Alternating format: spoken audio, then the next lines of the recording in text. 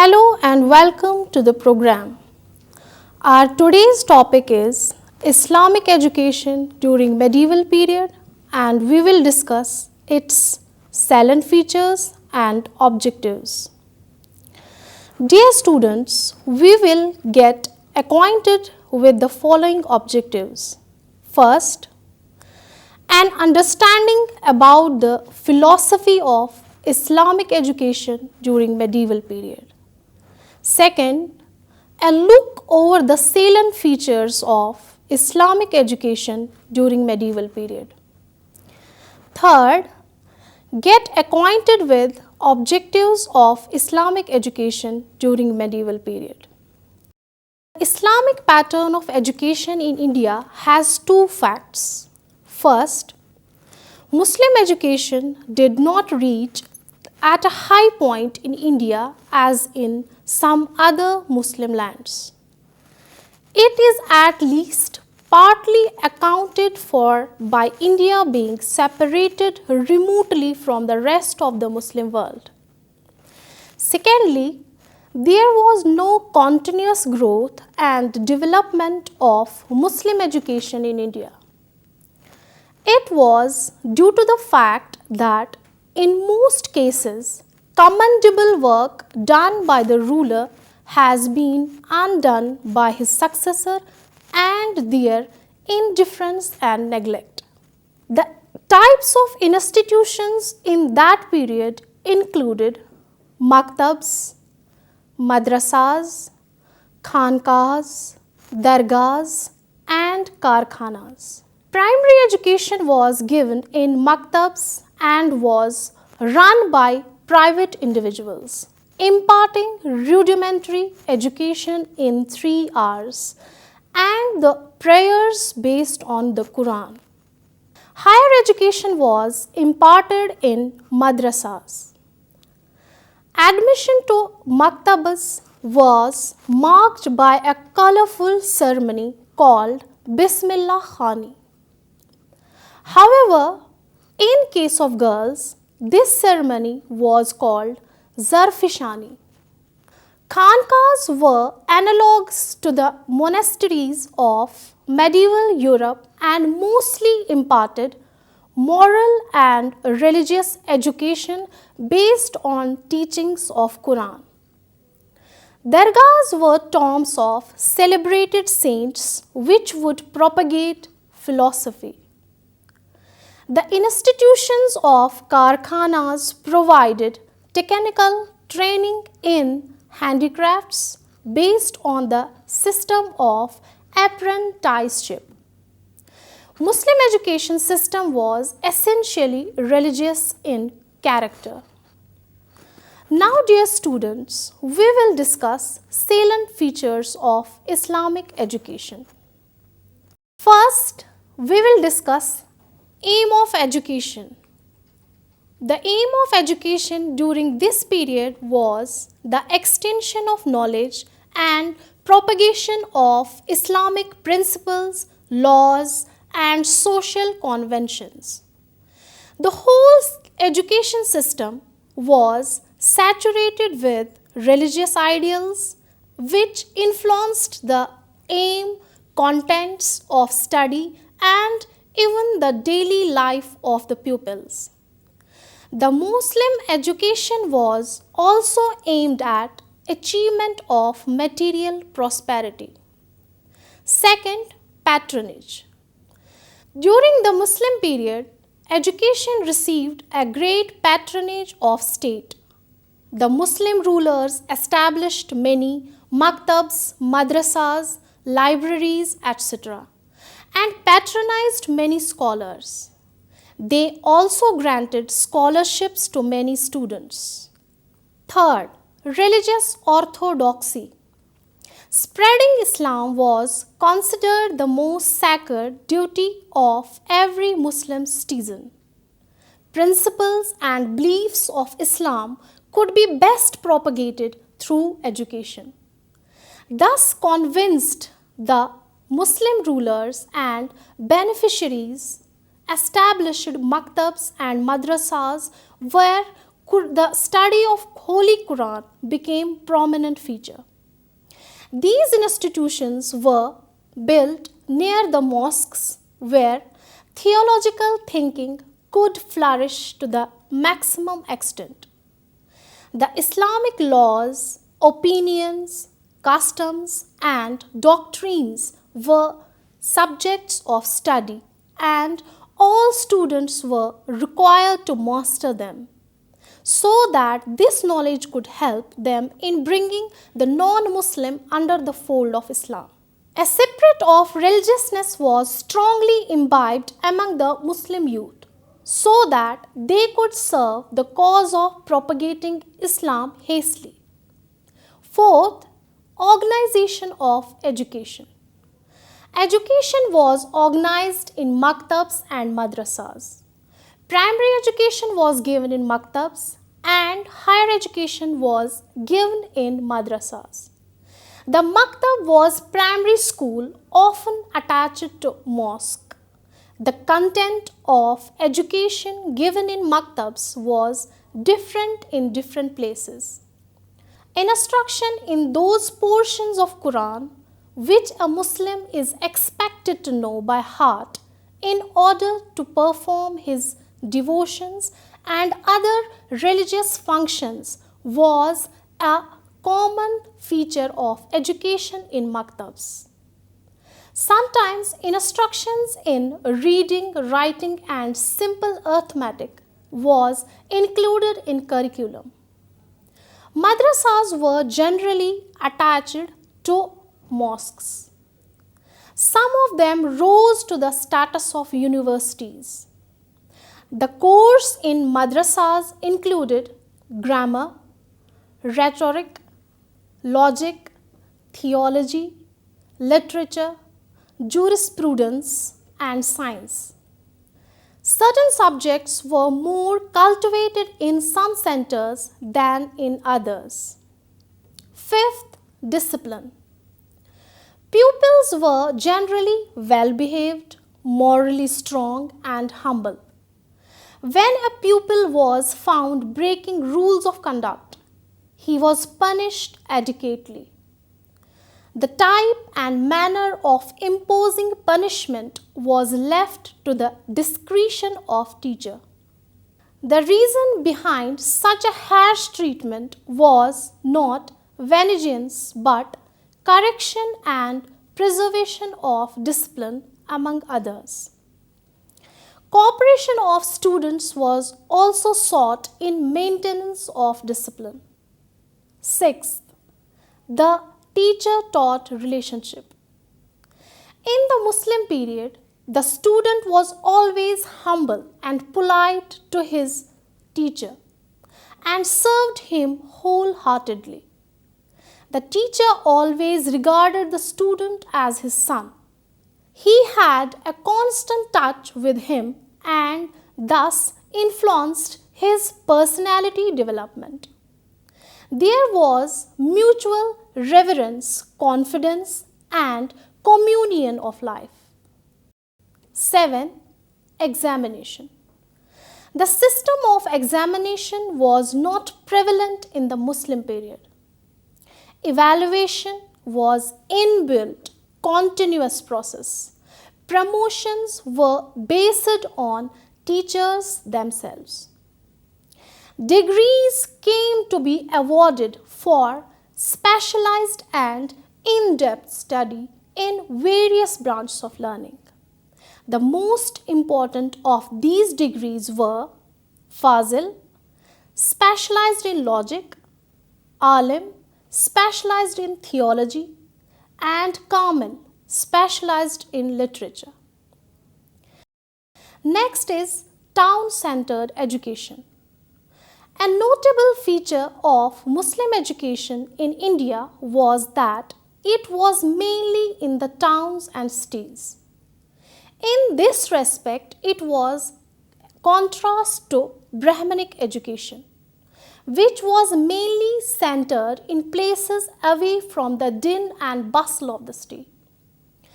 This peculiar feature of Muslim education was mainly due to two factors. First, The Muslim population in the early years of Muslim rule was in many places largely an urban population.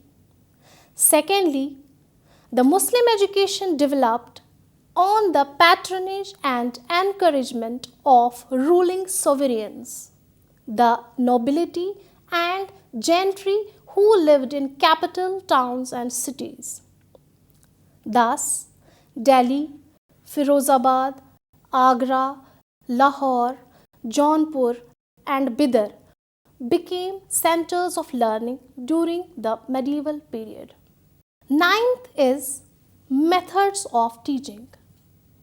Oral education and memorization of assigned lessons were the chief methods of teaching during the Muslim period. Emphasis was placed on memorization in addition to reading, writing, and arithmetic. As the method of teaching was oral, the main task of the teacher was to give lectures and the student used to listen them passively.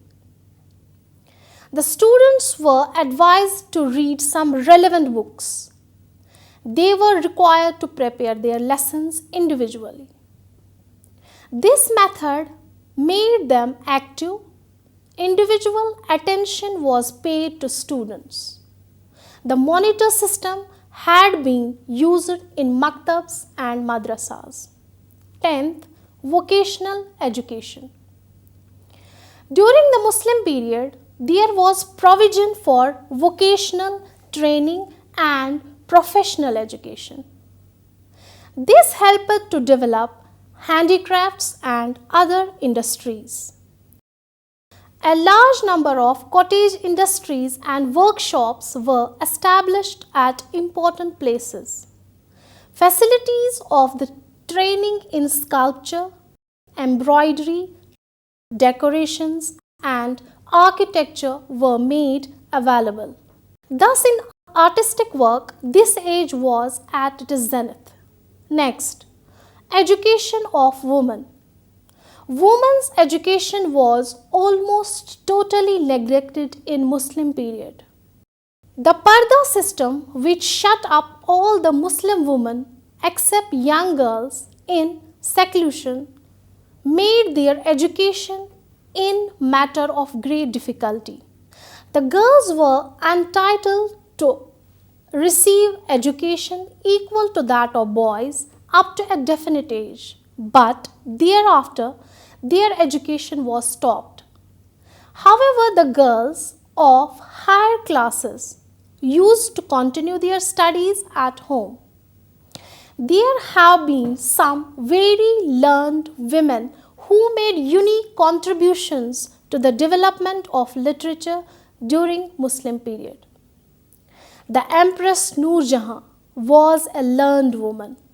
She very well carried on state administration. Arrangements for education of princesses were made in the palace.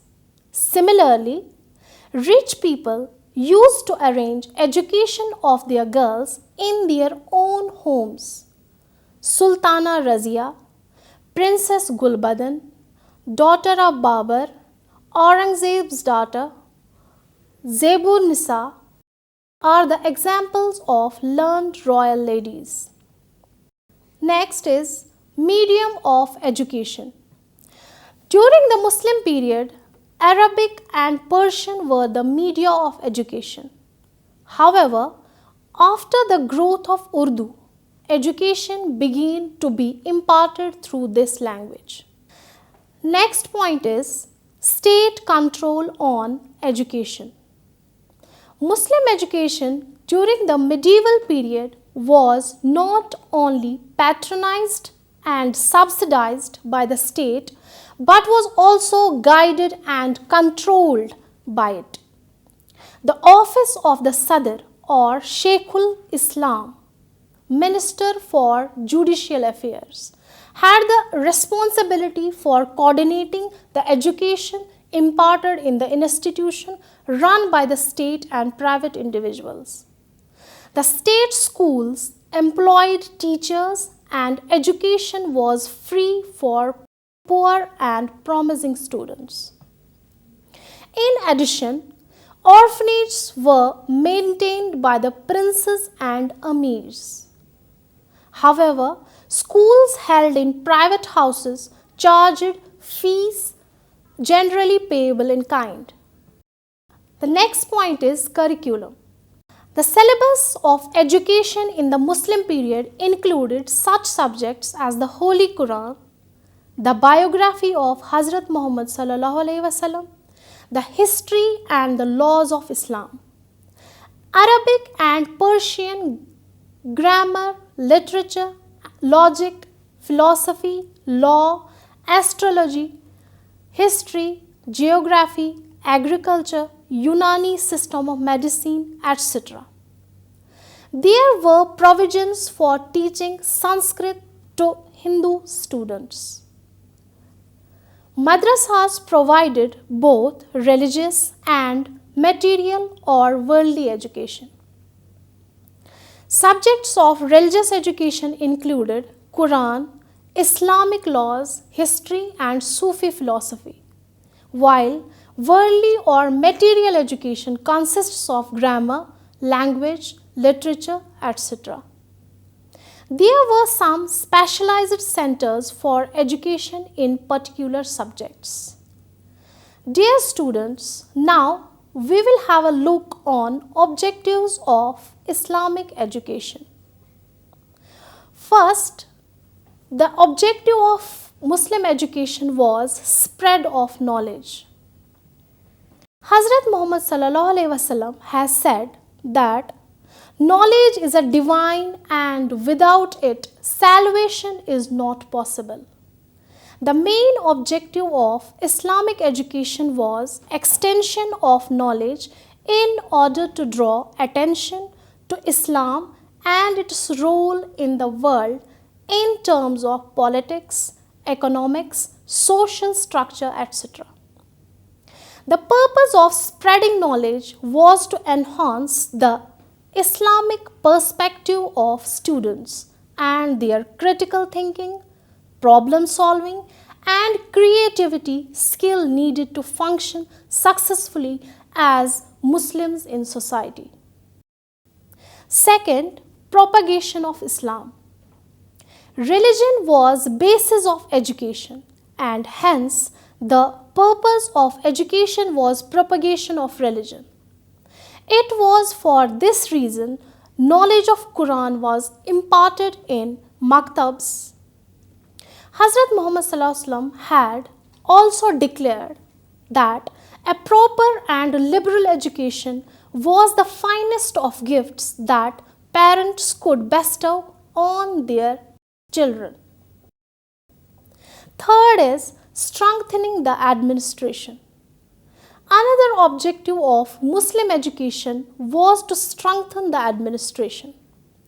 Muslim rulers believed that their administration could not be firmly entrenched in the absence of education, and hence they wanted to utilize the educational system for strengthening their own political position.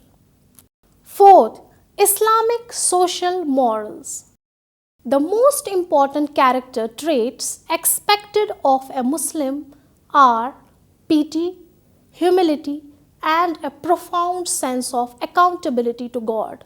Thus, Islamic education brought a concept of human equality, a pride in one's religion, a legal system which in many ways was an advance on the codes of time. Islamic education enjoins upon the students to exercise control of their passion and desires. Adequate stress was laid on well-defined norms of behavior, pattern of thought, building up personality and character of pupils. Fifth is preparing students for practical life. In Muslim period, learning was held in high esteem, and the learned were loved and respected all over the country. Important posts like posts of judges, lawyers, commanders of the army, and ministers were filled up from the educated class. Many Hindus were attracted towards Muslim education with a view to get these employment facilities. Thus, Muslim education prepared the students for practical life. Sixth, worldly progress. The state encouraged the educated people in every conceivable way. The post of qazis, preachers, and wazirs, ministers, were reserved for the educate. Besides, Muslim education also aimed at preparing the individual for future life. Many Hindus received the highest Muslim education and rose to high positions. 7. Establishing integration between religious and secular knowledge.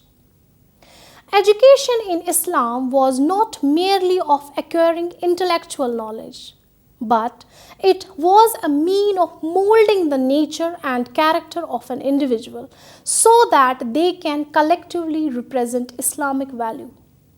8th, formation of character. The aim of Muslim education was formation of character of students.